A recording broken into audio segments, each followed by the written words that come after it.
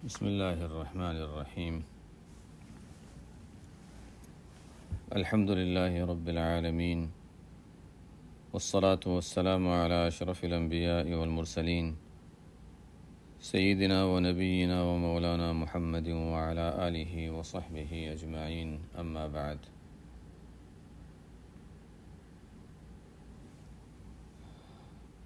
عن عائشة رضی اللہ تعالی عنہا قالت ما شبع آل محمد صلی اللہ علیہ وسلم من خبز شعیر یومین متتابعین حتی قبض متفق علیہ. گزشتہ ہفتے ہم نے اس باب کی آیتوں والے حصے پر بات کی تھی کہ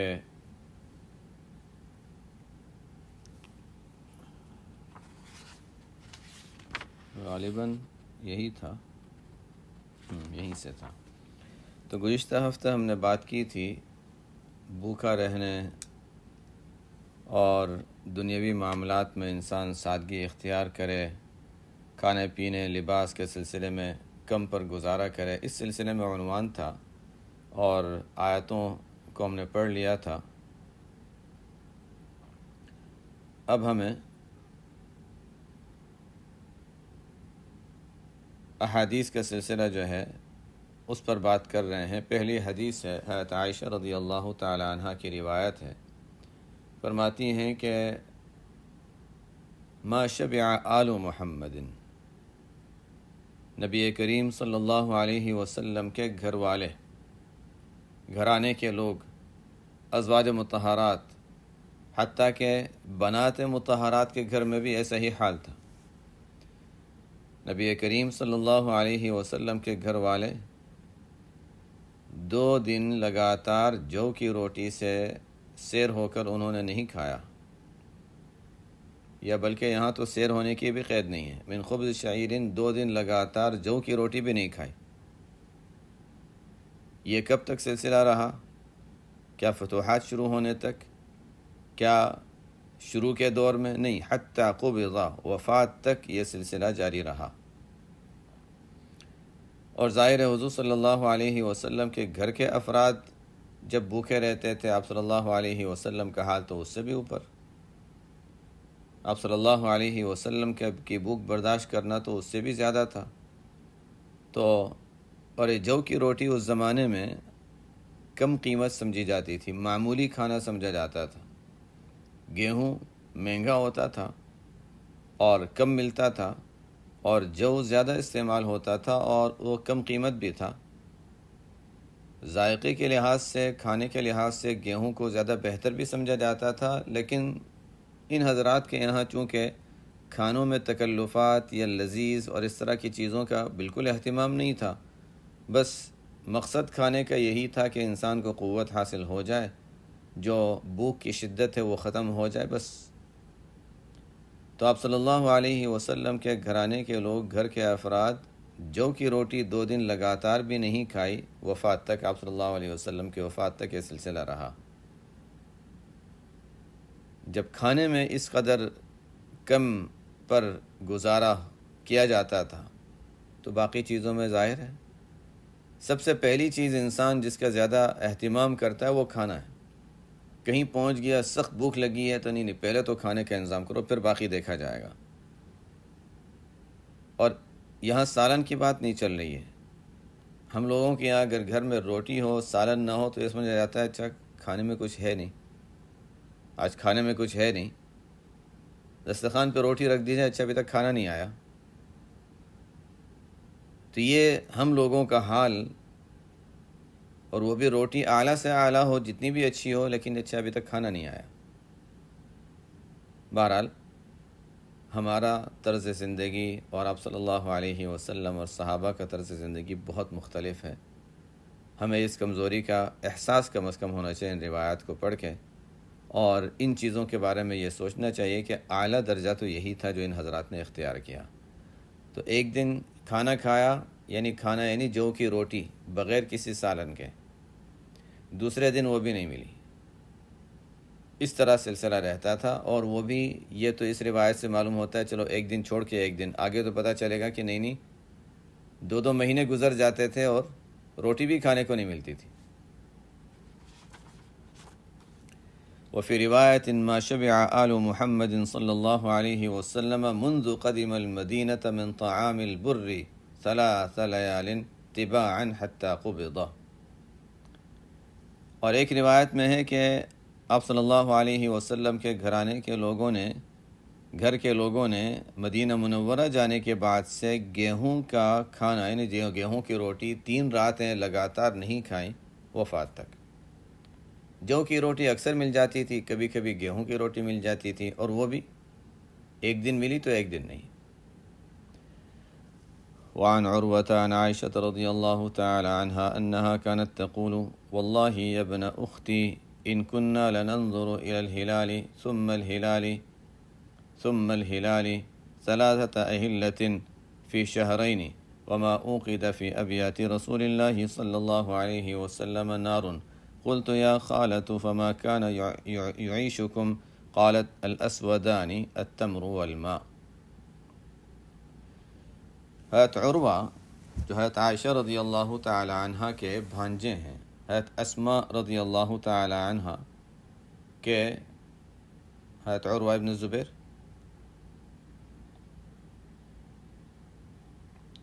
حضرت زبیر رضی اللہ تعالیٰ عنہ کے نکاح میں اسماء رضی اللہ عنہ تھی، تو حضرت عائشہ رضی اللہ عنہ کے بھانجے ہیں۔ تو حضرت عروہ جو ہیں وہ حضرت عائشہ رضی اللہ عنہ اپنی خالہ سے نقل کرتے ہیں۔ حضرت عائشہ رضی اللہ عنہ فرماتی ہیں کہ فرمایا کرتی تھی کہ اللہ کی قسم اے میرے بھانجے، بہن کے بیٹے بھانجے، اے میرے بھانجے، ہم ایک چاند دیکھتے، مہینے کا پہلا چاند جو ہوتا ہے ہلال، ہم ایک مہینے کا چاند دیکھتے، پھر دوسرا چاند دیکھتے، پھر تیسرا چاند دیکھتے۔ ایک مہینہ شروع ہوا، دوسرا مہینہ شروع ہوا، اور تیسرا مہینہ شروع ہوا ہے، ختم ہونے کی بات نہیں، تو 2 مہینے ہو گئے پورے۔ 3 مرتبہ چاند دیکھ لیتے تھے 2 مہینوں میں، 2 مہینے گزرے لیکن 3 چاند دیکھ لیے۔ اور نبی کریم صلی اللہ علیہ وسلم کے گھروں میں، ازواج مطہرات کے جتنے گھر تھے، ان گھروں میں سے کسی گھر میں آگ بھی نہیں جلائی جاتی تھی۔ گوشت تو دور کی بات، روٹی بھی نہیں بنائی جاتی تھی کہ بغیر آگ کے تو نہ گوشت ہوگا نہ روٹی ہوگی، کچھ بھی نہیں ہوگا۔ اس کا مطلب ہے پکی ہوئی کوئی چیز گھروں میں ہوتی ہی نہیں تھی۔ قلت تو عروہ رحمۃ اللہ علیہ کو بہت تعجب ہوا، تو کہنے لگے کہ اے خالہ جان فما کان یعیشکم، آپ لوگ جیتے کیسے تھے، آپ لوگوں کا گزر کیسے ہوتا تھا؟ حضرت عائشہ رضی اللہ عنہا نے فرمایا یہی اسودین، کھجور اور پانی۔ کھجور تو سیاہ رنگ کی عموماً ہوتی ہے، خشک ہونے کے بعد عام طور سے جو کھجوریں ہم استعمال کرتے ہیں اس کا رنگ سیاہی معلوم ہوتا ہے، اور پانی کو بھی اس کے ساتھ شامل کر کے اسود، یہ عربی زبان میں ایک لفظ کو دوسرے کے ساتھ شامل کر لیا جاتا ہے، اس کو تغلیب کہا جاتا ہے۔ جیسے ماں باپ کو ملا کر ابوین کہہ دیتے ہیں، حالانکہ اب اور ام ہے تو ابوین کہہ دیتے ہیں، تو اسی طرح کھجور اور پانی کو ملا کر اسودین کہہ دیتے ہیں۔ بعض فرماتے ہیں کنواں وغیرہ جب ہوتا ہے تو کنویں میں جب پانی دیکھتے ہیں تو اوپر سے دیکھنے میں کالے جیسا نظر آتا ہے، تو اس وجہ سے اس کو بھی اسود کہتے ہیں۔ بہرحال جو بھی وجہ ہو، کھجور اور پانی ان دونوں کو ملا کر اسودین کہا جاتا ہے۔ تو یہ اسودین کھجور اور پانی۔ الا انہ، اور ہم لوگوں کا حال کہ رمضان میں اگر افطاری میں صرف کھجور کھائی ہے، صرف کھجور اور پانی، اس کے علاوہ کچھ بھی نہیں، تو یہ سمجھا جاتا ہے کہ اچھا ابھی تک کھانا نہیں کھایا۔ اور بہت سی مرتبہ تو افطاری کے ساتھ اور بھی ہلکی پھلکی چیزیں ہوتی ہیں، کھجوروں کے علاوہ دودھ کا بھی کچھ ہوتا ہے اور بھی کچھ تلی ہوئی چیزیں وغیرہ ہوتی ہیں، لیکن تب بھی یہ سمجھا جاتا ہے کھانا نہیں کھایا، افطاری کی تھی کھانا نہیں کھایا۔ ان حضرات کا 2 مہینے اسی پر گزارا ہوتا تھا۔ الا انه قد كان لرسول الله صلى الله عليه وسلم جيران من الانصار وكانت لهم منائح وكانوا يرسلون الى رسول الله صلى الله عليه وسلم من البانها فيسقينا متفق علیہ۔ ہاں کبھی ایسا ہوتا تھا کہ آپ صلی اللہ علیہ وسلم کے پڑوسی تھے انصار، اور ان کے یہاں تو جانور ہوتے تھے، بکریاں، اونٹ وغیرہ، اور ان کے پاس دودھ والے جانور ہوا کرتے تھے، اونٹنی ہو، بکری ہو، دودھ والے جانور ہوا کرتے تھے، جو کبھی کسی کو دے دیا استعمال کے لیے۔ تو عام طور پر یہ منیحہ کا لفظ جب حدیث میں آتا ہے تو کسی کے لیے دودھ کا جانور استعمال کے لیے دے دینا، کسی کو استعمال کے لیے دے دینا، اس کے دودھ سے فائدہ اٹھاتے رہو۔ تو ان کے پاس کبھی یہ دودھ کے جانور ہوا کرتے تھے، اور وہ حضور صلی اللہ علیہ وسلم کے پاس کبھی دودھ ہدیے کے طور پر بھیج دیا کرتے تھے۔ حضور صلی اللہ علیہ وسلم کی خدمت میں آتا تھا تو آپ صلی اللہ علیہ وسلم ہمیں بھی پلا دیتے تھے۔ اس طرح کبھی دودھ مل جاتا تھا، بس اس کے علاوہ ہمارا 2 مہینے تک بہت سی مرتبہ کھانے کا کوئی نظم نہیں ہوتا تھا۔ اس میں یہ بات سمجھنی ضروری ہے کہ شوہر کے ذمے بیویوں کا خرچ، نفقہ، کھانے پینے کا انتظام یہ شرعاً لازم ہے۔ تو کوئی شخص اگر اپنے طور سے اس پر عمل کرنا چاہے تو اس کی مرضی ہے، اپنے اختیار سے کرنا چاہے وہ اس کا معاملہ ہے۔ میں شرعی مسئلے کے لحاظ سے بتا رہا ہوں، ویسے تو کرنا نہیں چاہیے، اس لیے کہ ہماری کمزوری، ہماری صحت ایسی ہے کہ ایک چیز اس طرح کی کرنے جائے تو پتہ نہیں اور کتنی بیماریاں اور کتنی کمزوریاں آ جائیں۔ لیکن اگر میں مسئلے کے لحاظ سے بتا رہا ہوں کہ اگر کوئی شخص کرنا چاہے، اپنی حد تک اختیار ہے، لیکن اگر اس کے ماتحت بیوی ہیں، بچے ہیں، ان کی مرضی کے بغیر ان کو اس حالت سے گزارنا درست نہیں ہے۔ ازواج مطہرات تو خوشی سے اس پر راضی تھیں، اور حضور صلی اللہ علیہ وسلم کی جانب سے ان کو سال بھر کا نفقہ مل بھی جاتا تھا، لیکن وہ اپنی مرضی سے، اپنی ملکیت میں آنے کے بعد اسے خرچ کر دیتی تھی۔ وہ ان کا معاملہ تھا، اختیاری تھا۔ آپ صلی اللہ علیہ وسلم کا فخر بھی، یہ بھی اختیاری تھا۔ ازواج مطہرات کا فخر اختیار کرنا اور تنگی میں رہنا یہ بھی اپنے اختیار سے تھا۔ وعن ابي سعيد المقبري عن ابي هريره رضي الله تعالى عنه انه مر بقوم بين ايديهم شاة مصلية فدعوه فابى ان ياكله وقال خرج رسول الله صلى الله عليه وسلم من الدنيا ولم يشبع من خبز الشعير۔ حضرت ابو سعید المقبری نقل فرماتے ہیں حضرت ابو ہریرہ رضی اللہ تعالی عنہ سے کہ حضرت ابو ہریرہ رضی اللہ تعالی عنہ کچھ لوگوں کے پاس سے ان کا گزر ہوا، ان کے سامنے بھنی ہوئی بکری رکھی ہوئی تھی۔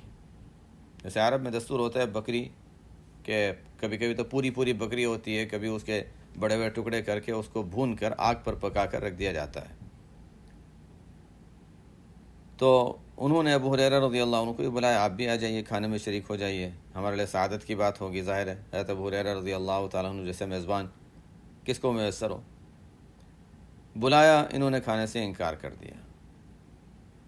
وجہ کیا بیان فرمایا کہ حضور صلی اللہ علیہ وسلم دنیا سے تشریف لے گئے اس حال میں کہ جو کی روٹی سے بھی پیٹ بھر کر نہیں کھایا، جو کی روٹی سے بھی سیر نہیں ہوئے۔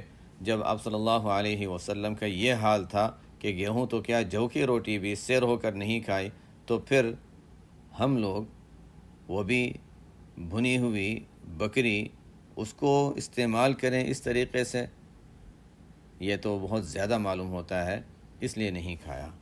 یہ ذہن میں رہے کہ یہ اس وقت ان کی ابو ہریرہ رضی اللہ تعالیٰ عنہ کی یہ حالت اور کیفیت ہوگی۔ یہ جائز، یہ نہیں فرمانا چاہ رہے کہ یہ منع ہے، ناجائز ہے، یہ اس میں کوئی برائی ہے، بلکہ حضرت ابو ہریرہ رضی اللہ تعالیٰ عنہ نے دوسرے موقع پر کھایا بھی ہوگا، اور ظاہر ہے آپ صلی اللہ علیہ وسلم سے بھی گوشت کھانا ثابت ہے، تو اس وجہ سے یہ بس اس وقت ان کی ایک حالت تھی، ایک کیفیت تھی کہ نہیں، آپ صلی اللہ علیہ وسلم نے اتنی تنگی سے گزارا کیا اور ہم اس طرح اپنی مرضی کا اور اپنی پسند کا کھانا کھائیں، اس کو پسند نہیں فرمایا۔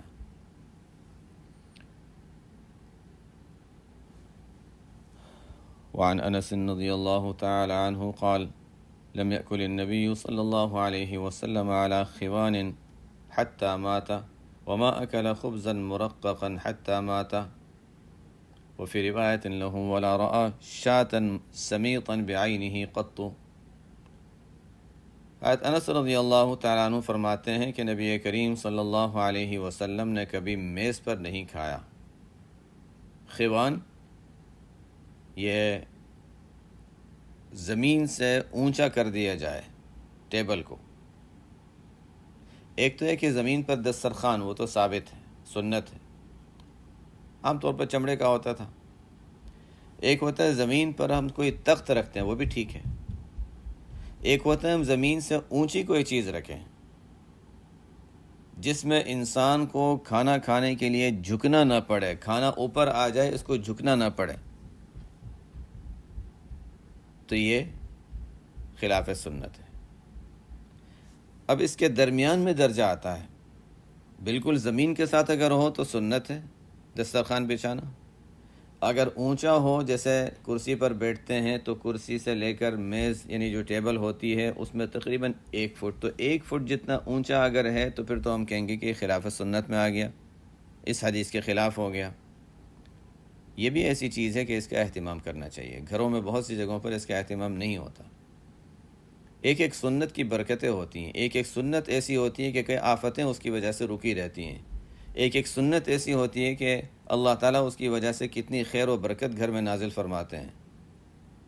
انسان نہیں سمجھ سکتا کہ ایک ایک سنت کے پیچھے کیا کیا اللہ تعالیٰ کی طرف سے انوار و برکات اور رحمتیں ہیں۔ بہرحال یہ تو ایک چیز ہو گئی۔ تو اگر زمین سے یا انسان جس لیول پر بیٹھا ہے اس جگہ سے تقریباً 1 فٹ اونچا اگر ہے تو ہم کہیں گے کہ یہ خلاف سنت اور مکروہ تنزیہی میں آ جائے گا۔ اگر بالکل زمین کے ساتھ ہے تو ہم کہیں گے یہ تو دسترخوان کے حکم میں سنت ہے۔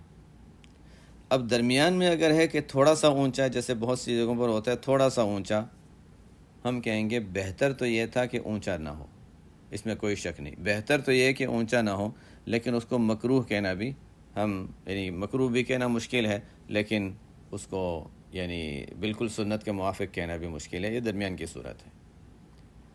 خیر، تو انس رضی اللہ تعالیٰ عنہ فرماتے ہیں نبی کریم صلی اللہ علیہ وسلم نے میز پر نہیں کھایا، یعنی میز پر کھانا رکھ کے نہیں کھایا وفات تک۔ اب ہم یہ سوچ لیں، یہ تو میں نے بتا دیا شرعی مسئلے کے لحاظ سے، ہم یہ سوچیں کہ ہم کسی جگہ اگر چاہے چھوٹی سی ہی ٹیبل اونچی کر کے رکھی ہو، کیا ہم اس کو ٹیبل رکھنا کہیں گے یا نہیں کہیں گے؟ ہم اس کو ٹیبل کہتے ہیں، دسترخوان کہتے ہیں۔ حدیث میں یہ ہے کہ میز پر نہیں کھایا وفات تک۔ وما اکل خبزا مرققا حتی مات۔ دوسری بات یہ کہ آپ صلی اللہ علیہ وسلم نے مرقق باریک آٹے کی روٹی، میدے کی روٹی، چپاتی ہے باریک سی بنے گی، آٹے کو اچھی طرح چھان لیا جائے اور چھاننے کے بعد باریک روٹی بنائی جائے، تو یہ بھی آپ صلی اللہ علیہ وسلم نے نہیں کھایا وفات تک۔ دونوں میں حکم کے لحاظ سے فرق ہے۔ کوئی سوچے گا اچھا ہم باریک روٹیاں بھی تو کھاتے ہی ہیں، یہ بھی کھا لیں، دونوں میں حکم کے لحاظ سے فرق ہے۔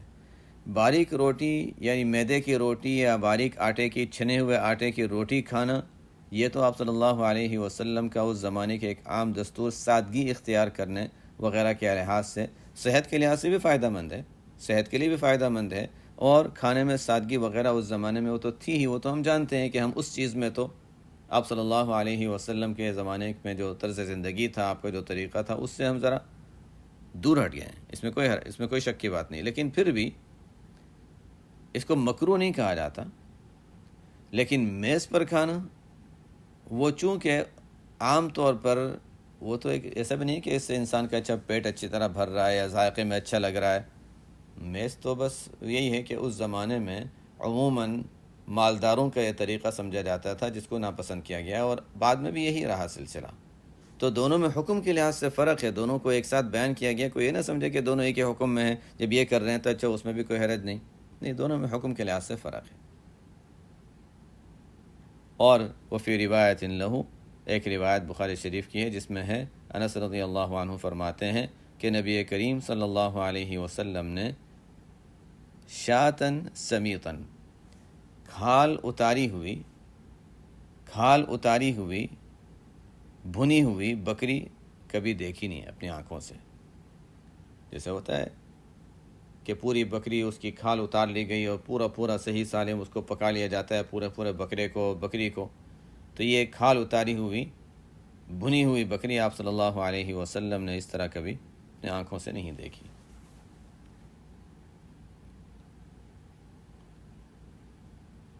بعضوں نے فرمایا کہ یہ سمیت جو ہے یہ کھال نہیں بلکہ بال اتاری ہوئی، یعنی اس کے بالوں کو اتار لیا جاتا تھا کسی طریقے سے، بال گرم پانی وغیرہ کے ذریعے سے بالوں کو اتار لیا جاتا تھا اور کھال میں رہنے دے کر اس کو پکا لیا جاتا تھا۔ بہرحال دونوں طریقے تھے۔ تو ہم یہ بھی ترجمہ کر سکتے ہیں کہ بال نکالی ہوئی، کھال سمیت بال نکالی ہوئی پوری بکری جس کو بھون لیا گیا ہو، یہ بھی آپ صلی اللہ علیہ وسلم نے کبھی نہیں دیکھی۔ وعن النعمان بن بشیر رضی اللہ تعالی عنہما قال لقد رأيت نبيكم صلی اللہ علیہ وسلم وما يجد من الدقل ما يملأ به بطنه رواہ مسلم۔ نعمان بن بشیر رضی اللہ عنہما فرماتے ہیں میں نے تمہارے نبی صلی اللہ علیہ وسلم کو دیکھا، تمہارے نبی کہا تاکہ لوگوں کو یہ ہو کہ یہ ہم سب کے لیے ہو رہی بات، میرے نبی نہیں، تمہارے نبی، تم جس کو نبی کہتے ہو نا ان کا حال تھا اور تم ان کے امتی ہو، تمہارا کیا حال ہے؟ تمہارے نبی صلی اللہ علیہ وسلم کو میں نے دیکھا اس حال میں کہ کم درجے کی جو کھجوریں ہوتی تھیں وہ بھی اتنی نہیں میسر ہوتی تھیں، اتنی نہیں ملتی تھی جو پیٹ بھر کر کھا سکیں۔ دخل کھجوروں میں بعض کھجوریں تو ہوتی ہیں بہت عمدہ، کبھی کبھی ایسا ہوتا ہے کہ جو کھجور بیچنے والے ہیں ان کے ڈبوں میں کبھی بعض کھجوریں ایسی ہوتی ہیں جو بالکل کم درجے کی سوکھ گئی ہوں اور کوئی خاص خریدنے والے اسے خریدتے بھی نہیں۔ درخت پر بھی کبھی ایسی کھجوریں ہوتی ہیں جن کو انسان چھوڑ دیتا ہے یا کبھی کبھی پھینک دیتا ہے، جانوروں کو کھلا دیتا ہے۔ دخل تو ایسی کھجوریں بھی اتنی نہیں ہوتی تھیں جو انسان پیٹ بھر کے کھا سکے۔ وعن سهل بن سعد رضی اللہ تعالی عنہ قال ما رأى رسول الله صلی اللہ علیہ وسلم النقی من حين ابتعثه اللہ تعالی حتى قبضه اللہ تعالی۔ سہل بن سعد رضی اللہ عنہ فرماتے ہیں نبی کریم صلی اللہ علیہ وسلم نے نقی کے معنی ہے وہ روٹی جو بالکل صاف چھنے ہوئے آٹے کی ہو، میدے کی روٹی۔ یہ کب سے؟ آپ صلی اللہ علیہ وسلم کی نبوت سے تو پتہ ہے، پہلے کا جو بھی حال ہو، لیکن نبوت سے لے کر وفات تک آپ صلی اللہ علیہ وسلم نے یہ روٹی نہیں دیکھی، میدے کی روٹی، صاف بالکل چھنے ہوئے آٹے کی روٹی۔ فقیل له هل كان لكم في عهد رسول اللہ صلی اللہ علیہ وسلم مناخل؟ ان سے پوچھا گیا کہ آپ صلی اللہ علیہ وسلم کے دور میں آپ حضرات کے یہاں چھلنیاں ہوا کرتی تھیں۔ چھلنی یہ ہم نے تو بچپن میں دیکھا، تو اب جنہوں نے ان ملکوں میں آنکھیں کھولی ہیں، ہوش سنبھالا ہے، انہوں نے تو وہ حالات نہیں دیکھے، وہ چیزیں نہیں دیکھیں جو ہمارے ملکوں میں ہوا کرتی ہیں۔ یہاں تو آٹا تیار آ جاتا ہے، چھنا ہوا تیار ہے، بس آٹا گوندنا ہے اور روٹی بنانی ہے۔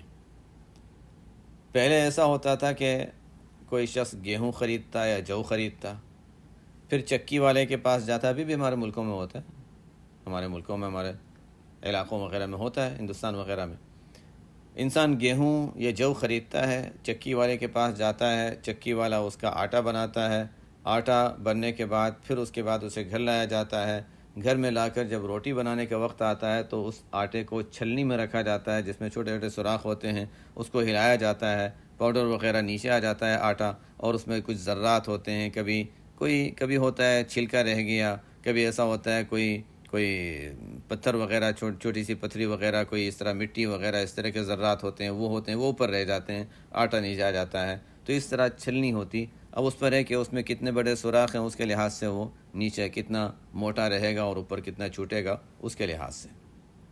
بچپن میں تو ایسا ہی ہوتا تھا، جب بھی روٹی بنتی تھی تو ہم دیکھتے تھے کہ چھلنی میں ہماری والدہ رحمۃ اللہ علیہا چھلنی میں پہلے آٹا چھانتی تھیں اور اس کے بعد اس سے روٹی بنا کرتی تھی۔ آہستہ آہستہ اب تو وہ دور آیا کہ اب آٹا بھی تیار ملے گا، سب کچھ تیار ملے گا، تب بھی روٹی بنانا ایک مشکل کام معلوم ہوتا ہے، بہت سے گھروں میں تو روٹیاں بنتی ہی نہیں۔ تو خیر اب وہ حالات، تو پوچھا یہ گیا کہ کیا حضور صلی اللہ علیہ وسلم کے زمانے میں چھلنیاں ہوا کرتی تھیں؟ قال ما رأى رسول اللہ صلی اللہ علیہ وسلم منخلا من حين ابتعثه الله تعالى حتى قبضه الله تعالى۔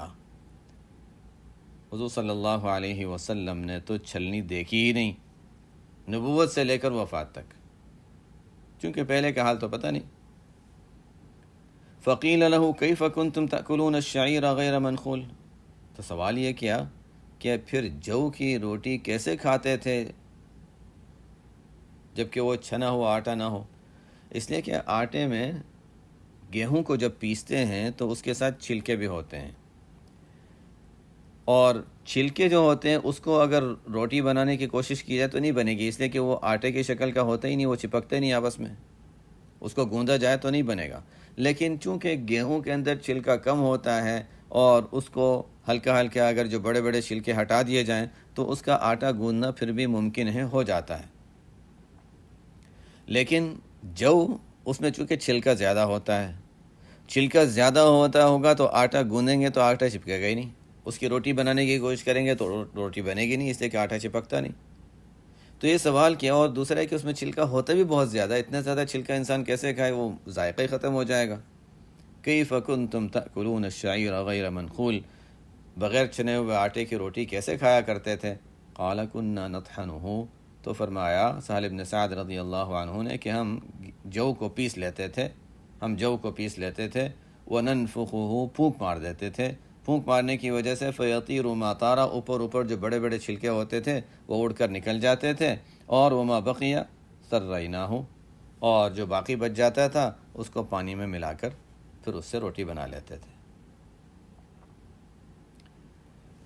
حدیث نمبر 7، وعن ابی ہریرہ رضی اللہ تعالی عنہ قال خرج رسول اللہ صلی اللہ علیہ وسلم ذات یوم او لیلۃ فاذا هو ابی بکر وعمر رضی اللہ عنہما فقال ما اخرجكما من بيوتكما هذه الساعة قال الجوع یا رسول اللہ۔ یہ روایت مختلف طریقوں سے مختلف الفاظ کے ساتھ منقول ہے۔ حضرت ابو ہریرہ رضی اللہ تعالیٰ عنہ فرماتے ہیں رسول اللہ صلی اللہ علیہ وسلم ایک دن یا کسی رات باہر تشریف لائے۔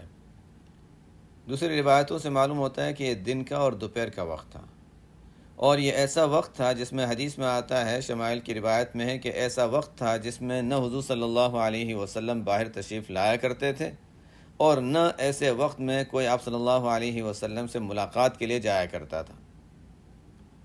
تو اس کا مطلب یہ کہ اس وقت میں کسی کو یہ توقع اور امید نہیں ہے کہ اس وقت آپ صلی اللہ علیہ وسلم سے ملاقات ہو جائے گی۔ لیکن جب دلوں میں ایک خاص قسم کا تعلق، خاص قسم کا ایک جوڑ ہوتا ہے کسی کے ساتھ، تو سامنے والے کے دل میں ایک بات آئی، وہی بات آ جاتی ہے دل میں، ایسا ہوتا ہے۔ تو خیر، آپ صلی اللہ علیہ وسلم بھوک کی شدت کی وجہ سے باہر تشریف لائے۔ ابو بکر رضی اللہ تعالیٰ عنہ بھی پہنچ گئے، تھوڑی دیر میں عمر رضی اللہ عنہ بھی پہنچ گئے۔ یہ جس کو کہتے ہیں دلوں کا ایک جوڑ، ورنہ اس موقع پر کوئی امید نہیں تھی کہ کوئی ملے گا، لیکن بس آپ صلی اللہ علیہ وسلم باہر تشریف لائے، ان کے دل میں بھی تقاضا ہو گیا آ گیا۔ کوئی تو وجہ ہے کہ نبی کریم صلی اللہ علیہ وسلم کے ساتھ ابو بکر و عمر رضی اللہ تعالیٰ عنہما کی قبر بنائی گئی۔ یہ اللہ تعالیٰ کے خاص نظام ہوتے ہیں، اللہ تعالیٰ کے خاص نظام ہوتے ہیں۔ دنیا میں ان حضرات میں اتنا جوڑ تھا جس کو ظاہری آنکھوں والے جو دیکھتے تھے وہ تو دیکھتے ہی تھے۔ یہاں ہوتا تھا کہ اچھا آپ صلی اللہ علیہ وسلم کے فرما رہے ہیں کہ میں گیا، ابو بکر و عمر گئے، میں تھا، ابو بکر و عمر تھے، تو ابو بکر و عمر کا نام ساتھ ساتھ آتا ہی تھا، لیکن یہ ساتھ ساتھ آنا پھر صرف ظاہری بنیاد پر نہیں بلکہ دلوں کے ایک تعلق اور جوڑ کی بنیاد پر بھی تھا۔ تو خیر، آپ صلی اللہ علیہ وسلم نے دیکھا ابو بکر و عمر رضی اللہ عنہما ہیں، پوچھا کیا بات ہے، کیوں باہر نکلے اس وقت؟ تو دونوں نے عرض کیا، اس روایت میں ایسا ہی ہے، دوسری روایتوں میں تھوڑا سا فرق ہے دونوں کے جواب میں، بہرحال اس روایت کے لحاظ سے ہم پڑھتے ہیں۔ تو دونوں نے عرض کیا کہ بھوک کی شدت ہے یا رسول اللہ۔ کیسی بھوک ہوگی؟ حالانکہ یہ حضرات تو عادی تھے، کیسی بھوک ہوگی؟ پتھر باندھنے کی بھی عادی تھے، پیٹ پر پتھر باندھ لیا کرتے تھے۔ کتنی سخت بھوک لگی ہوگی کہ بھوک کی شدت کی وجہ سے وہ گھر میں ٹھہر نہیں سکے، بے چین تھے، اور باہر آگے کچھ نہ کچھ ہو جائے گا، کہیں سے اللہ تعالیٰ انتظام کر دیں گے۔ تو حضور اقدس صلی اللہ علیہ وسلم نے ارشاد فرمایا، وَأَنَا وَالَّذِي نَفْسِي بِيَدِهِ لَأَخْرَجَنِ الَّذِي أَخْرَجَكُمَا، اس ذات کی قسم جس کے قبضے میں میری جان ہے، مجھے بھی گھر سے اسی چیز نے نکالا ہے، یعنی بھوک نے نکالا ہے جس نے تمہیں نکالا۔ قوما، چلو اٹھو، چلو چلتے ہیں۔ فقاما معه، دونوں ساتھ چلے۔ فأتى رجلا من الانصار، نبی کریم صلی اللہ علیہ وسلم اپنے دونوں صحابی کو لے کر ایک انصاری کے مکان میں تشریف لے گئے، ایک انصاری کے پاس تشریف لے گئے۔ انصاری کا باغ تھا، یہ ابو الہیثم بن تیہان رضی اللہ تعالیٰ عنہ صحابی ہیں، شمائل کی روایت میں ان کا ذکر ہے۔ تو ان کے یہاں تشریف لے گئے، ان کا باغ تھا، کھجور کے درخت تھے، ان کے پاس جانور بھی تھے۔ فَإِذَا هُوَ لَيْسَ فِي بَيْتِهِ، جب وہاں پہنچے تو یہ مالک جو ہیں ابو الہیثم رضی اللہ عنہ، وہ گھر پہ تشریف فرما نہیں تھے، ان کی بیوی تھی۔ فَلَمَّا رَأَتْهُ الْمَرْأَةُ قَالَتْ مَرْحَبًا وَأَهْلًا، ان کی اہلیہ نے جب دیکھا کہ یہ اتنا بڑا معزز، اتنا بڑا اعزاز ہمیں نصیب ہوا کہ اس جیسے مہمان تو کبھی کسی کے یہاں نہیں آ سکتے، حضور اقدس صلی اللہ علیہ وسلم اور ابوبکر و عمر رضی اللہ عنہما، یہ ہماری سعادت، بہت خوش ہوئیں، بہت خوش ہوئیں۔ وقالت مرحبا واہلا، مرحبا، خوش آمدید، آئیے آئیے۔ فقال لها رسول اللہ صلی اللہ علیہ وسلم این فلان، شوہر کے بارے میں پوچھا، شوہر کہاں ہیں؟ قالت ذهب يستعذب لنا الماء، عورت نے، بیوی نے، اہلیہ نے، ان کی اہلیہ نے یہ عرض کیا کہ وہ میٹھا پانی لینے گئے ہیں، کنواں ذرا فاصلے پر ہے، اس میں سے پانی بھرنے کے لیے گئے ہیں، کیونکہ عام مدینہ منورہ میں پانی کی قلت تھی، کہیں کہیں ایسے کنویں کم ہوتے تھے جس میں میٹھا پانی نکلتا تھا، تو وہاں سے پانی لینے گئے ہیں، آ جائیں گے تھوڑی دیر میں۔ ابھی ٹھہرے ہی تھے، تھوڑی دیر ہوئی تھی، اذ جاء الانصاری، وہ انصاری صحابی آ گئے۔ فنظر الى رسول اللہ صلی اللہ علیہ وسلم وصاحبیہ، آپ صلی اللہ علیہ وسلم اور آپ کے دونوں صحابی کو دیکھا۔ ثم قال الحمدللہ، اللہ کا شکر ادا کیا سب سے پہلے، الحمدللہ۔ ما احد اليوم اکرم اضیافا منی، آج کے دن مجھ سے زیادہ معزز مہمان والا کوئی بھی نہیں ہے، معزز مہمان والا کوئی بھی نہیں، میرے پاس جتنے معزز مہمان ہیں آج کسی کے پاس ایسے معزز مہمان نہیں ہیں۔ ما احد اليوم اکرم اضیافا منی، بات بالکل صحیح ہے۔ فانطلق فجاءهم بعزق فيه بسر، اب تو ظاہر ہے اب مہمان نوازی بھی کرنی ہے، جب نعمت ہے تو اس کا شکرانہ یہ کہ اچھا اب مہمان آئے ہیں، اتنا بڑا انعام اللہ کا ہوا ہے تو شکرانہ کیا ہے، مہمان نوازی کی جائے۔ اب مہمان نوازی میں ان کو بٹھا دیا جائے، اچھا ابھی جانور ذبح کرتے ہیں، ابھی کھانا پکے گا، انتظار کیجئے، تو 1 گھنٹہ مزید انتظار کرانا۔ تو فانطلق فجاءهم بعزق، وہ جلدی سے تشریف لے گئے، اور جا کر، پہلے تو یہاں روایت میں پوری بات نہیں ہے، اس میں دوسری روایتوں میں آتا ہے کہ آ کر جلدی سے آپ صلی اللہ علیہ وسلم سے چمٹ گئے اور معانقہ کیا خوشی میں،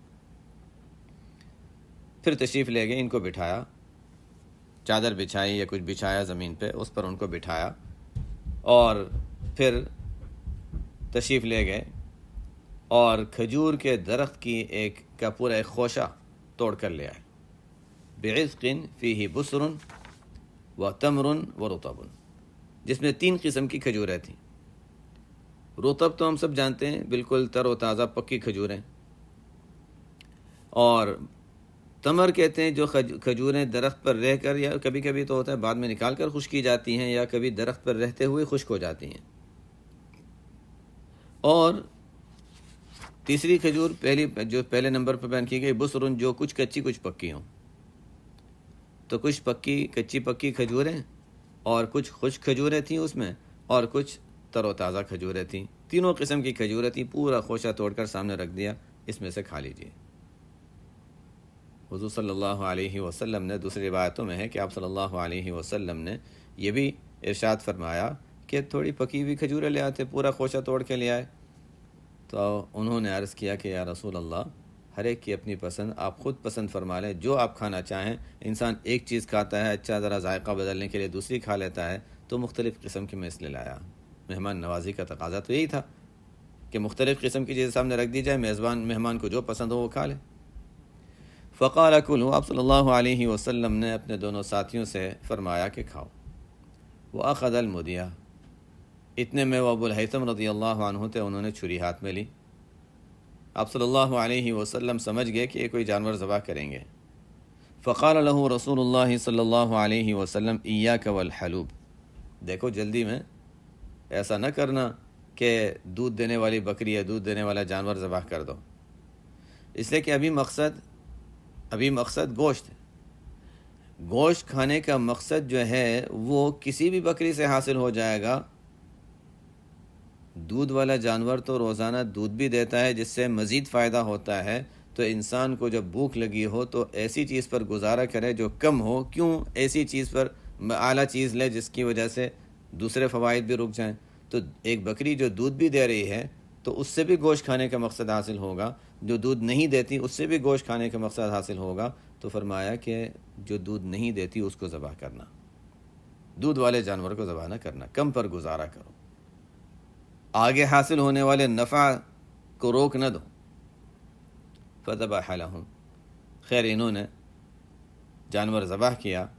فأكلوا من الشاة ومن ذلك العتق وشربوا، ان حضرات نے، آپ صلی اللہ علیہ وسلم نے، صحابہ نے اس بکری کا گوشت بھی کھایا اور جو خوشہ کھجور کا تھا اس میں سے کھجوریں بھی کھائیں اور پانی بھی پیا۔ فلما ان شبعوا، جب سیر ہو گئے، اور بہت پیٹ بھر کے کھانے کی تو عادت تھی نہیں، یہ تو سخت بھوک کی حالت میں تھا، تب بھی کبھی معمول پیٹ بھر کے کھانے کا آپ صلی اللہ علیہ وسلم کا نہیں تھا۔ جب وہ سیر ہو گئے، سیر ہونا زیادہ سے زیادہ عموماً جو کھانے کا سلسلہ زیادہ سے زیادہ اگر ہوتا تھا تو 1/3۔ جب وہ سیر ہو گئے اور پانی بھی پی لیا، قال رسول اللہ صلی اللہ علیہ وسلم لأبی بکر وعمر رضی اللہ عنہما والذی نفسی بیدہ لتسألن عن هذا النعیم یوم القیامہ اخرجکم من بیوتکم الجوع ثم لم ترجعوا حتی اصابکم هذا النعیم، رواہ مسلم۔ اس ذات کی قسم جس کے قبضے میں میری جان ہے، قیامت کے دن اس نعمت کے بارے میں بھی ضرور تم سے سوال کیا جائے گا کہ تمہیں تمہارے گھروں سے بھوک نے نکالا تھا، بھوک کی تکلیف کی وجہ سے گھروں سے نکلے، اور اب واپس لوٹنے سے پہلے اللہ نے یہ نعمت تمہیں دے دی کہ پیٹ بھر کے واپس جا رہے ہو۔ حالانکہ انسان کی ضرورت ہے، ہم دن میں کتنی مرتبہ کھاتے ہیں۔ یہ تو بھوک کی شدت تھی، تکلیف دور کرنا تھا، تکلیف دور کرنا، لیکن نعمت تو ہے۔ تو اس نعمت کے بارے میں بھی سوال ہوا کہ اس کا شکر کیا ادا کیا۔ کم سے کم درجے کا شکر تو یہ ہے نا کہ انسان کھانے کے بعد اللہ کا شکر ادا کرے، الحمدللہ الذی اطعمنا وسقانا وجعلنا مسلمین، الحمدللہ الذی اطعمنی هذا الطعام ورزقنیہ من غیر حول منی ولا قوة،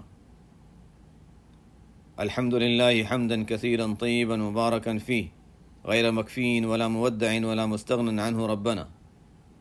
حمد بیان کرے اللہ تعالیٰ کی، مختلف دعائیں منقول ہیں۔ ہم کھانے مختلف قسم کے کھاتے ہیں تو حمد بھی مختلف قسم کی ادا کریں۔ اور پھر یہ تو زبانی شکرانہ ہو گیا، کھانا کسی نے کھلایا ہے تو اس پر مزید انسان دعا، اللہم اطعم من اطعمنا واسقی من سقانا۔ ہمارے بڑوں نے تو یہاں تک سکھایا کہ انسان گھر میں جب کھانا کھاتا ہے، چاہے کھانا باہر سے نہیں آیا، گھر ہی میں پکایا ہے، لیکن کسی نے تو پکایا ہے۔ اگر ہم نے خود نے نہیں پکایا، کسی اور نے پکایا ہے، تو ہم کچا گوشت گھر میں لے آئے، کسی نے پکا کر ہمیں کھلایا ہے، تو اچھا جس نے پکایا ہے اس کے لیے بھی دعا دے دو، اللہم اطعم من اطعمنا واسقی من سقانا۔ وہ کچا گوشت تو کھانے کے قابل نہیں تھا، یہ فلانے نے اس میں مسالے ڈالے، اس کو پکایا تو یہ کھانے کے قابل بنا، تو اللہم اطعم من، چاہے ہمارے پیسوں سے آیا ہو، اللہم اطعم من اطعمنا واسقی من سقانا، دعا دینی چاہیے۔ بہرحال ایک تو زبانی شکر ہو گیا، دوسرا شکر دل سے ہو کہ واقعی یہ احساس ہو کہ یا اللہ تیرا بڑا انعام ہے۔ لوگ دنیا میں ایسے بھی، ابھی بھی، اس وقت بھی، ان حالات میں بھی دنیا میں ایسے لوگ ہیں جو بیچارے بھوک سے مر رہے ہیں، بھوک سے تڑپ رہے ہیں، بھوک سے مر رہے ہیں۔ ابھی بھی ایسے حالات ہیں، ابھی بھی ایسا وقت ہے جس میں لوگ ان حالات سے گزر رہے ہیں۔ ہمیں اللہ تعالیٰ نے عافیت میں رکھا ہے. وہ بھی کچھ عرصہ پہلے یہ سمجھ رہے تھے کہ نہیں یہ حالات دوسرے ملکوں میں تو آگے ہمارے اوپر نہیں آئیں گے، اور ہم بھی ابھی یہی سمجھ رہے ہیں کہ دوسروں پر تو آگے حالات ہمارے اوپر نہیں آئیں گے. دعا کرتے رہنے چاہیے اللہ تعالیٰ عافیت میں رکھے، اللہ تعالیٰ عافیت ہی میں رکھے، لیکن اس نعمت کا احساس بھی رہنا چاہیے. نعمت کا احساس رہنا بھی ضروری ہے. دل میں احساس ہو، زبان پر شکر ہو، اور پھر تیسری چیز، شکرانے کی 3 رکن ہیں. دل میں احساس ہو، زبان پر شکر ہو، اور تیسرا رکن ہے کہ انسان اس اللہ نے جو نعمت دی، اس نعمت کے نتیجے میں اب جو عافیت ملی، جو قوت ملی، جو صحت ملی اور جو ہمت ملی، تو اس کو اللہ کی طاعت میں استعمال کرے. کم سے کم درجہ، کم سے کم یہ ہے کہ نافرمانی میں تو استعمال نہ کرے، اللہ تعالیٰ کی طاعت میں استعمال کرے. اب نمازیں کچھ پڑھ لیں، کچھ اعمال کر لیے، اس سے کہ اب فرصت ہے، اب وہ فکر ختم ہو گئی کھانے پینے کے انتظام کرنے کی. تو آپ صلی اللہ علیہ وسلم نے یاد دلایا کہ دیکھو، چاہے ضرورت میں اور اتنی تکلیف کے موقع پر، اتنی شدت کے موقع پر تمہیں کھانا ملا ہے، لیکن بہرحال پھر بھی جب کھانا ملا تو یہ نعمت ہے. چاہے تمہاری سخت ضرورت تھی، نعمت تو تھی، نعمت تو ہے. اس نعمت کے بارے میں سوال ہوگا شکر ادا کیا ہے نہیں. بہرحال ہمارے لیے تو یہ بہت بڑا سبق ہے کہ کھانے کے بعد اللہ کی نعمتوں کا شکر. اور اللہ تعالیٰ نے صرف کھانا نہیں، کتنی نعمتوں میں ہمیں رکھا ہوا ہے، کتنی نعمتوں میں رکھا ہوا ہے. ہر نعمت کے بارے میں ہمیں یہی سوچنا چاہیے. 3 قسم کے شکرانے، دل میں اس کا احساس ہو، زبان سے شکر ہو، اور اس نعمت کو اللہ کی طاعت میں استعمال کیا جائے. اس پر بھی ایک تفصیلی ایک مرتبہ بات ہوئی تھی شکر نعمت کے عنوان پر. اگر کسی نے نہ سنا ہو تو اس کو سن لینا چاہیے. اس سے بہت سی انسان کی سوچ کے لحاظ سے کبھی بعض چیزیں انسان سوچتا نہیں، لیکن احادیث وغیرہ میں جو تعلیم دی گئی ہے تو وہ باتیں صاف ہو جاتی ہیں. حدیث نمبر 8. اچھا وقت ہو گیا ہمارا، یہیں تک رکھتے ہیں. سبحانک اللہم و بحمدک، اشہد ان لا الہ الا انت، استغفرک و اتوب الیک.